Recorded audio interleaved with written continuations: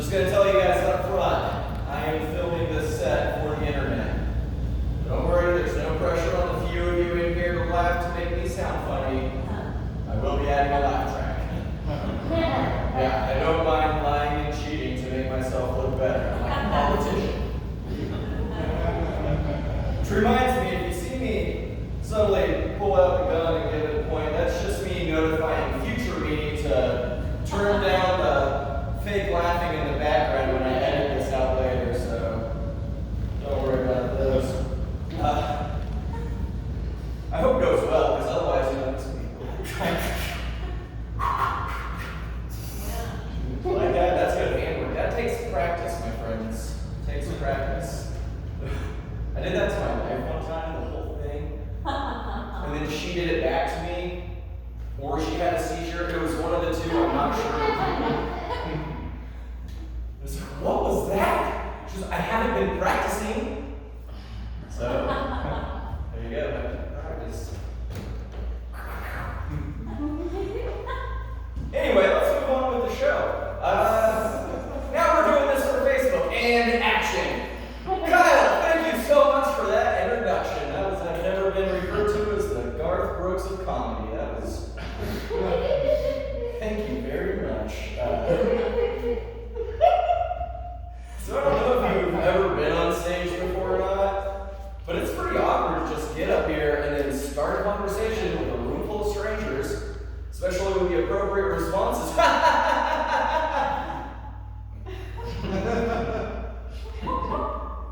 Yeah, because if you don't hear that ha ha ha back, it's even more awkward standing on this stage.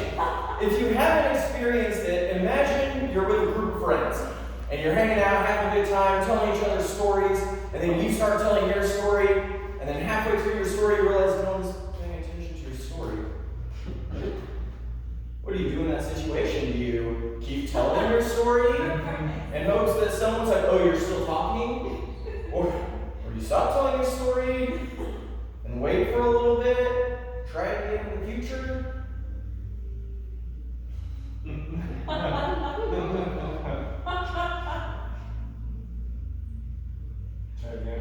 So I don't know if you guys have ever been on stage before or not, but it's pretty awkward to just get up here and start a conversation.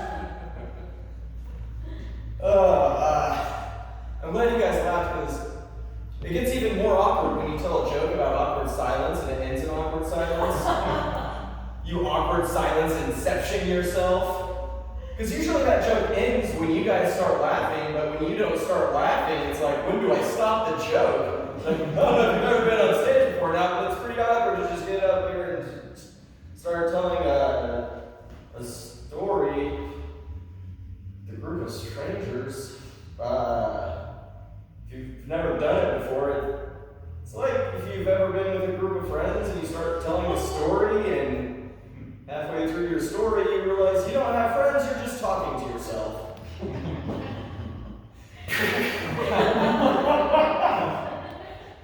So, I've been married for 5 years now, happily, I should point out because my wife is here. But things have been going pretty well. I think they've been going well enough. I'm going to update her name in my phone contacts, change it from her maiden name to my last name, since it seems to be working out. The other night we were on the couch watching TV and I was scrolling on my phone and I saw this story. And while I'm reading the story, I'm like, oh yeah, this is 100% accurate. So I tell my wife, it's like, hey, did you know that 80% of men will agree with their spouse just to avoid having an argument? My wife, who has a degree in psychology, says, well, that's stupid and it's not healthy for any relationship. Which I disagree with, but I said back to her, I know, right? I can't believe any guy would actually do that. Like, grow a backbone, you know? That's why we get along so well, because I don't do that.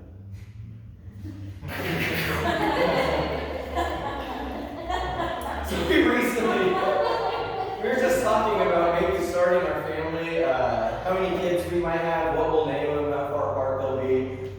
And we were going through it, and after a while she stopped me, and she's like, you know, I'm starting to think you're said, well, that's not true. I'm going to love any of the girl ones just as much as I love Randy Jr. Like, how preposterous of you to think that I'm going to like the golden child more than his spare parts, siblings. Like, how dare you? That changed the ending of that, and I shouldn't have. My wife likes decorating a lot, like changing for the seasons and stuff. Her favorite is Christmas. She loves decorating for Christmas. I like helping her. It's a pretty fun activity. She'll get out an ornament, put it on the tree, and then I'll get out an ornament. I'll put it on the tree, and then she'll move that ornament where it's supposed to go on the tree. Oh, okay. Good job. That's awesome. Quick history of my wife and I's relationship. We met in 2008. Then we started dating in 2009, but we broke up in 2010. Didn't talk to each other in 2011 or 2012. Then we became friends again in 2013, dating in 2014, and finally married in 2015. Which just goes to show, if you love something, let it go. And if it comes back to you, then you can't find anything better. Which makes me the best of what was left. To celebrate our 5-year anniversary, we went to Jamaica.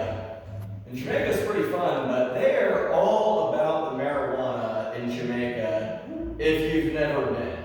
Like, we get there, off the airplane, through the airport, onto the shuttle bus to go to our resort. We get on, the driver turns on, hey man, you want some smoke? I got the best ganja on all the island.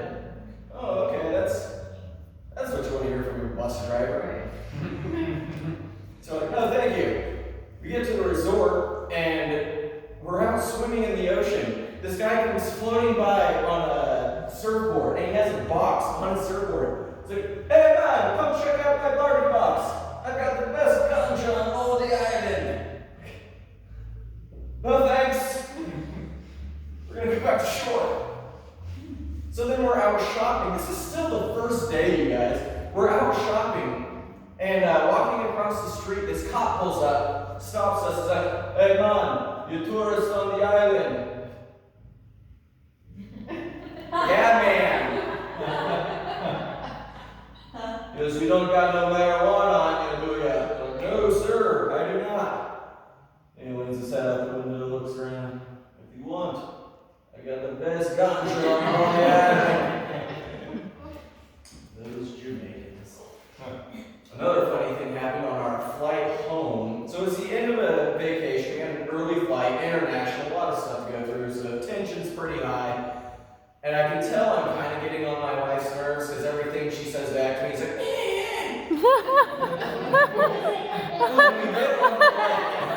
That's a direct quote, actually. I promise we're happy. I swear. So we're getting to our seats, and I'm getting to the inside, the first one, and she's backing in behind me. And as I sit down, the phone drops on the floor. And while she sits down, she goes, good, I'm glad you dropped the phone. I'd kick it if I could. And then turns to give me this look she's been practicing for about 5 years now. Like, but I'm holding my phone like, wasn't me. Then she looks ahead of us at the elderly couple. It's like, hurry up and get it before she kicks it. That's one of my favorite stories. And, oh, I love you so much.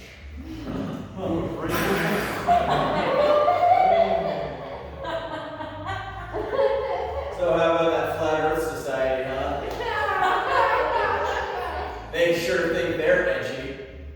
Wow. If you don't know what the Flat Earth Society is, it's exactly what it sounds like. It's a group of people that think the Earth is flat. It's not the ball like we think, it's flat. The map looks the same, but there's a wall of ice that is Antarctica. It's not the South Pole. And beyond that is a dome that goes over that. And everything we've ever known or seen is inside this dome, which means they don't believe in outer space. But if you don't believe in outer space, what do you call that space? The outside dome.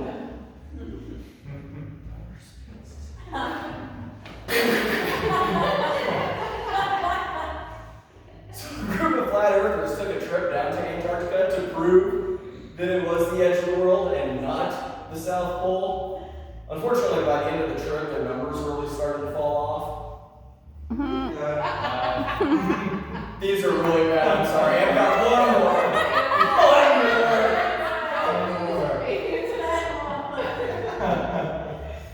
So there's a baseball player a couple of years ago who claimed to be a flat earther, and it just killed his career, absolutely destroyed it. Not so much the fact that he was a flat earther, but when the opposing pitchers figured out he couldn't see the curveball or the curve, oh, I screwed that up. Couldn't see the curve.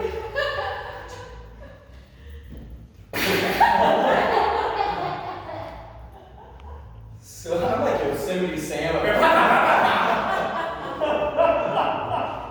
best part of what I said is me messing up. Oh, legendary. I think it's funny that this day and age there's a certain group of people that deny climate change. I also think it's funny these are usually the same people that say things like, boy, we sure had a warm winter. Do you like that voice I just did? Yeah. I call that white male. It's different from my normal voice for some reason. He also says things like, boy, that Parmesan sure is spicy.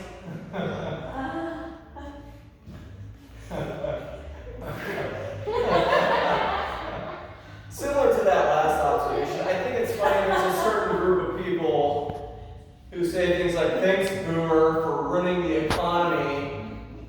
Because usually that's said by the same people that say things like, oh, I cannot adult today. I just literally cannot even. There's no way I'm going to work today. Hello? Yeah, I woke up this morning and I am just not feeling it. So I don't think I'm going to come into work today. Just want to let you know so you can find someone to fill in for me in the next 15 minutes. And I will see you on Thursday. Thursday does not look good either. I'll see you Friday. We will finish the week strong. All right, goodbye. Hope he gets that voice message. I'm just kidding. I don't think any Gen Zer would ever actually make that phone call. It would be more like, Mom!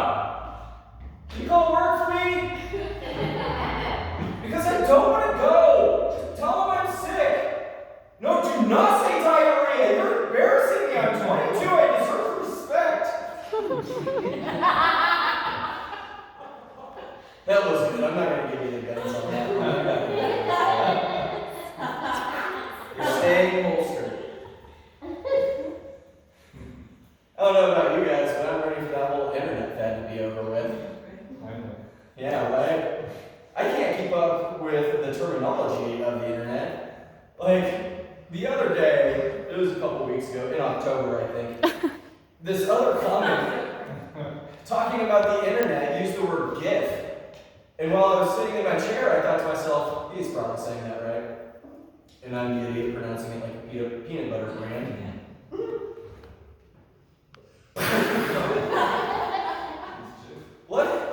Lucky for me, is it GIF? No. Okay. So I was correct with my making an awkward joke and stepping myself again, did I? Meme, on the other hand, I did not find that out in the best of ways. I used to substitute, and one time I was at a middle school, which kind of sucked in its own, because it was middle school. And I was in this class, a bunch of 8th graders, and these two boys were talking about something. It's like, hey, you seen that one meme about that? Like, you know that one, the meme?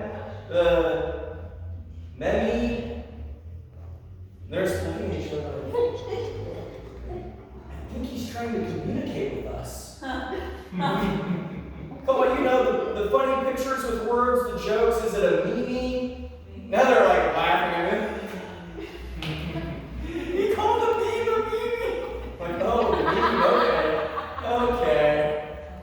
They're all laughing at me now. So I'm like, all right, guys, class dismissed. But Mimi, we just started. I said class dismissed.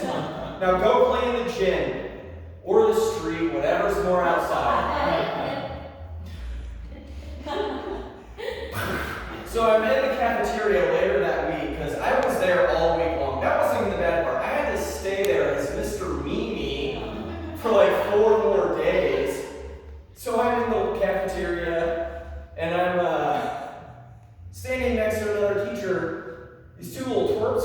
sit like right next to me. Like, hey Mimi! How's it going, Mimi? What's for lunch, Mimi? What's up? I'm just over here trying to ignore them, and this teacher next to me is like, what are they talking about? Like Mimi, hey! Like, who are they talking to? They're talking to me.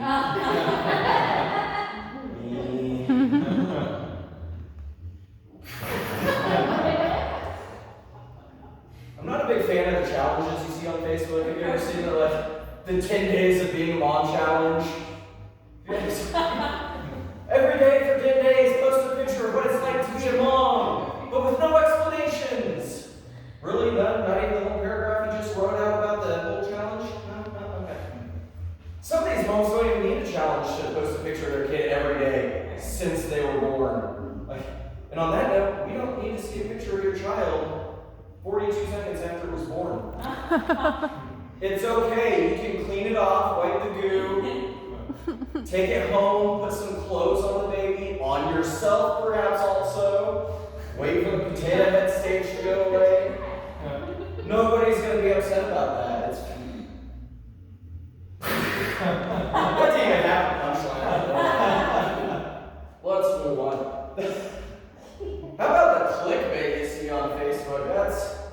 I see some of the stupidest things. I'm just going to leave you with a couple clickbait stories. The first one, I saw this thing. It was a picture of Wayne Newton. It's like a 20-year-old face, like nice and smooth, black and white picture, and then a picture of Wayne Newton, like in his upper 70s, and he's like out shopping and ooh.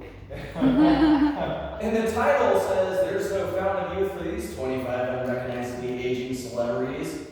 Like, well, that's just mean. Someone doesn't understand how aging works. It's like, who has time to read stupid crap like this? So I'm reading this article about aging celebrities.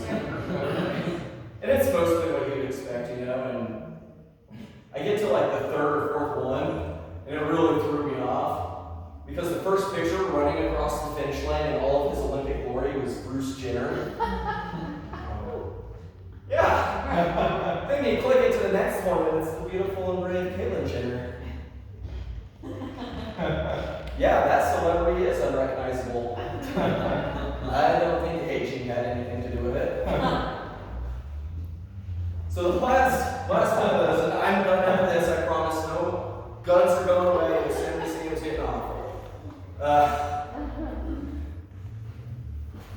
So I saw this one that was Hollywood won't touch these 20 stories from history. And I really like history, so I went in there to see what it was. And the very first one I see is ancient Greek athletes used to strangle their penises with string. Hard pass. So yeah, I got back out, went to Facebook, started scrolling. First thing I see is day 7 of being a mom challenge. So I went back to the penis article, and the deal with the deal was the athletes, they would compete with each other naked, which was fine. That was okay. But if you showed your penis head, no, bad, not acceptable. So they would pull the foreskin over the top, rope it off with string, and tie it down tight. Or to prove how manly you were, you would clamp it down with metal. Can you believe Tarantino hasn't made this Hollywood blockbuster? What? Who would star in that? It'd have to be some young ripped guy like Zac Efron, you know? Could you imagine if he like got the movies mixed up? Like he had flashbacks from his younger days. He's on set, he's like, kid, get your head in the game. The director's like,